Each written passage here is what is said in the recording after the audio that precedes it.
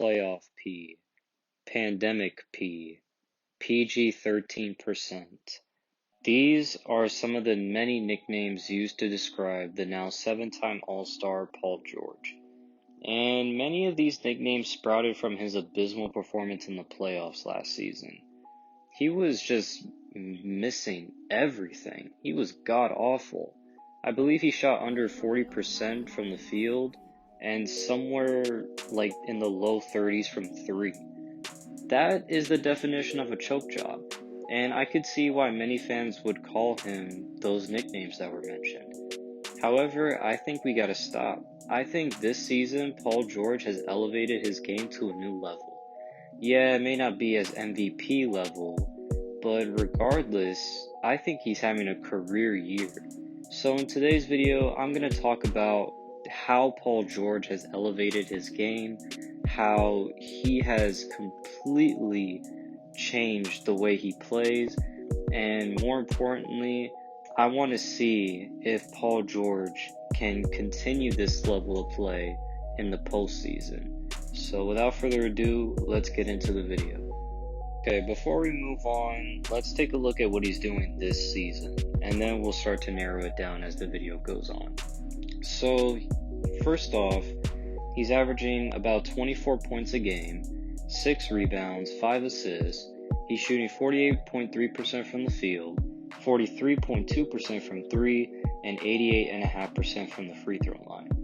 So, while these are not eye-popping numbers, these are very good numbers. They're definitely all-star level, and they're career numbers for Paul George, not in terms of points, rebounds, or assists, but in terms of efficiency. He's having a career year in field goal percentage at 48, he's having a career high in three-point percentage at 43, and his true shooting percentage is at a 61.5%. That's the first time in his career that he has a true shooting percentage of over 60. That's incredible. That's not even to mention the fact that Paul George has had an offensive rating of 119.7, which is by far his career high. So not only is he having his best efficient year, but he's having his best offensive year in general. And I'd say this is great for Paul George. One of his biggest flaws throughout his career has been his efficiency. He has never been that efficient. He has been efficient from 3, but he's never been efficient from the field as a whole. So the fact that he's putting up these kind of numbers is really telling of how he has changed his game. Well, now that we talked about what he has been doing for the entire season, let's start to narrow it down and go into what he's been doing the past 10 games. In these last 10 games, Paul George has been averaging nearly 33 points, 6.7 rebounds, 5.6 assists, 1.6 steals, to go along with efficiency of 54% from the field, 47.5% from 3, and 89.5% from the free throw line. That is incredible right there. The fact that he's averaging 33 points on nearly 50, 40, 90 shooting splits is insane. Not to mention that the Clippers are 9-1 during this stretch. Now, I will say one thing about these 10 games. He hasn't played every single game. In fact, I believe he only played 7, but it's still quite impressive. And I think a big reason why he's been doing such a good job is because of the addition of Rajon Rondo. Rondo is the definition of a pure veteran point guard. He is a guy that can get your star player easy shots, and Paul George has been sorely needing that throughout his career. I mean, no disrespect to Russell Westbrook or anything, but Russell Westbrook is not like Rajon Rondo in terms of his passing and IQ. I'm gonna be real with you. So the fact that Paul George is playing with a guy like Rondo, a guy who's been in the game for quite some time, who's, I would say, a Chris Paul light in a sense. Like, he's a mini Chris Paul. So the fact that you add him and you pair him up with a guy like Paul George, it helps him get easy shots. And that's why he's been so efficient, because Paul George doesn't need to create his own shot anymore. He has a point guard that can spoon feed him the ball every possession. And that's what's amazing. Now, only two questions remain. One, has Paul George been better than Kawhi Leonard this season? Now, don't get me wrong, I like Paul George and what he's done this season, but I gotta go with Kawhi Leonard on this one. Because, again, at the end of the day, Kawhi is Kawhi. Kawhi, he has been more consistent this season than Paul George. Because I will admit, there have been times where he has been up and down. But hey, if you want to argue Paul George, I won't. Hey, you do you, man. I think he has had a phenomenal year. And I mean, you saw the numbers, you saw what he's been doing. So I won't argue against it that much, you know. So yeah, if you want to argue Paul George, go right ahead. Personally, I'm gonna go with Kawhi, but Paul George has been phenomenal. Now we move on to the second question, and I think this is the more important one, and that is whether he can continue this level of play in the postseason. And that is the trickiest question of them all. Now, in order to figure that out, we gotta look at what he's done in the past during the playoffs, and you'll see that he has not had a good track record.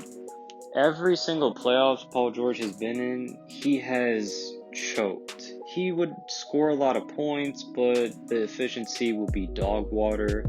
And I think his only good postseason was in 2016, where he lost in 7 in the first round to the Toronto Raptors. That he was averaging about 27 points on great efficiency, and I'd say that's probably the only series where he didn't really choke. But the rest of the series, yeah, history is not on Paul George's side. But you never know. I mean, again, we never seen Paul George have this good of an offensive year yet. We have never seen this Paul George before. So it does raises some questions on whether he can continue this in the playoffs. And again, he's playing with Rajon Rondo, a guy who can get him easy shots, and not only that, but Rondo has been known to turn up during the playoffs. I mean, if you look at what he's done for the Lakers, he has played such a big role in their championship run. He was making big time shots, big time passes, and I think without Rondo, the Lakers would have had a much more difficult time winning the championship. I think they still would have won it, but they would have definitely had to fight more for the championship than if they didn't have Rondo. And now he's on the Clippers. So, looking at it, I think this may very well be the first year since 2016 that Paul George has at least a decent postseason. I don't think he's going to go crazy and average like 35 a game, but it's very likely that he will be at his most efficient level this postseason. And if Paul George can play like that, then you can expect the Clippers to make at least the Western Conference Finals appearance and maybe even the NBA Finals. So, yeah, hopefully he does continue that level of play for sure. But let me know what your thoughts are in the comments below. Do you think that Paul George will continue this level of play in the postseason? Or do you think he'll end up choking again and all the pandemic P comments are coming back? I think this will be very interesting. I mean, honestly, I don't know. It's very difficult because I want to root for Paul George, but time and time again, he has proven to prove me wrong, basically. So, who knows what's gonna happen, but um, hopefully, I mean, for the Clippers' sake and their fan base, he can keep this up in the postseason. But anyway, guys, hope you enjoyed this video. If you like listening to my voice, make sure you leave a like, subscribe to the channel. We're trying to grow every day, you know what I'm saying? And most importantly, y'all have a good day, and I'll see y'all in the next video. Peace out. And before I actually close out the video, I just want to say rest in peace to Terrence Clark. He was one of my favorite players to watch at Kentucky. I don't watch a whole lot of college basketball, but Terrence Clark was really he was different. The way he played the game, and I really wish he could get into the league. I mean, he would have been a really damn good player. It's really sad, man, how short life can be. I mean, he was only like 20 years old, 19, 20 years old, man. So it always makes you think, man. You gotta be grateful for every day that you live. You never take life for granted.